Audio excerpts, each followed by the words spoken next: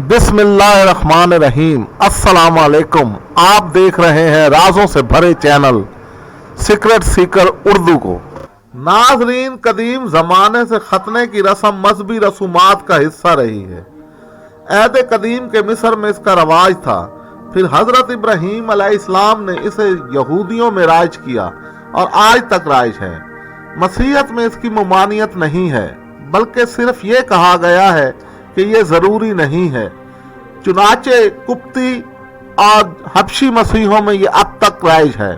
दुनिया के हर मुल्क में किसी न किसी शक्ल में इसका रवाज रहा है। यहूदियों और कुतबी व हबशी मसीहों की तरह मुसलमानों में भी खतना करवाना ज़रूरी है।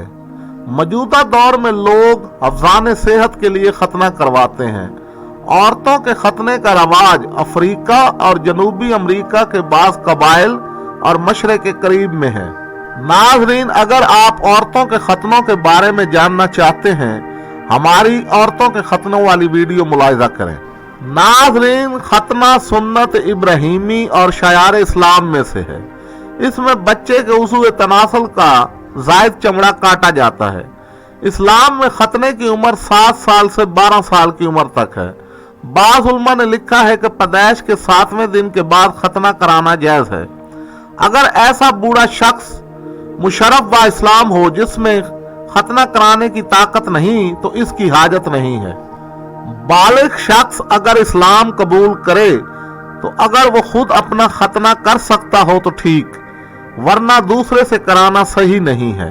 औलाद का खतना कराना बाप की जिम्मेदारी है। अगर वो नहीं है तो इसका वसी, फिर उसके बाद दादा और उसके वसी का दर्जा है।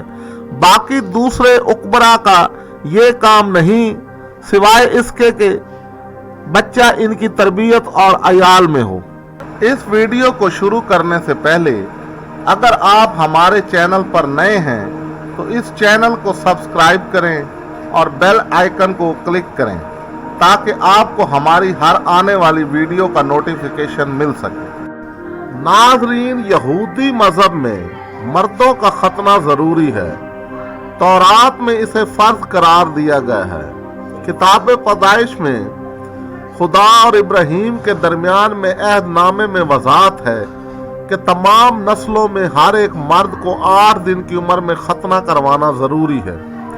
ये तुम्हारे लिए मेरा अहद है और ये एक दायमी अहद है। जिसने खतना नहीं करवाया उसकी रूह को अपनी कौम से काट दिया जाएगा, क्योंकि इसने मेरा अहद तोड़ा है।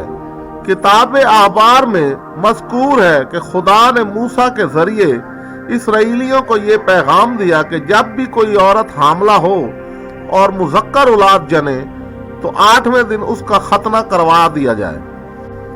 डॉक्टर एरफ बिस्कॉफ कौम यहूद के बारे में लिखते हैं, यहूदी फ़लसफ़े और उसकी तालीमात में इन अजनबियों का कत्ल जायज़ है जो हैवानात के बराबर है, और ये कश्फ खून शरई अहकाम के दायरे में होना चाहिए। और जो लोग दीन यहूद की तालीमात पर यकीन नहीं रखते, इन्हें कुर्बानी के तौर पर बड़े देवता की खिदमत में पेश करना चाहिए। रिचर्ड फ्रांसिस बॉटन, जिन्होंने अरसा दराज तक तलमूद की तालीम हासिल की है, अपनी किताब यहूदी खाना बदोश और इस्लाम, जो कि सन 1898 में शाया हुई, में लिखते हैं, तलमूद के मनाजात के मुताबिक यहूदियों के दरमियान 2 खूनी रस्में पाई जाती हैं जिनके जरिए यहूदा को खुशनूद किया जा सकता है। इनमें से एक इंसानी खून से आलूदा रोटियों की ईद है, जो दर हकीकत वही ईद उल फसा ही है,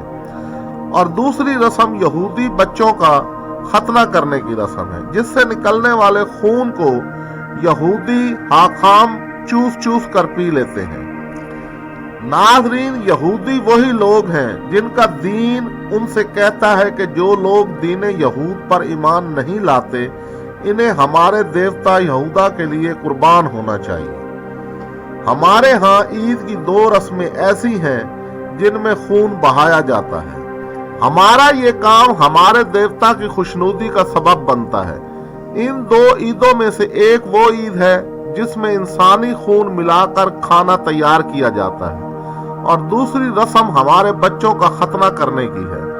मुकद्दस फतीरा वो है जिसमें आटे को खून में गूंदा जाता है ताकि ईद उल फसा यहूदियों की एक ईद के लिए खाना तैयार किया जाए। ये खूनी और वैश्याना रस्म यहूदी किताब मुकद्दस के हिस्से तलमूद के जरिए इन तक पहुंची है।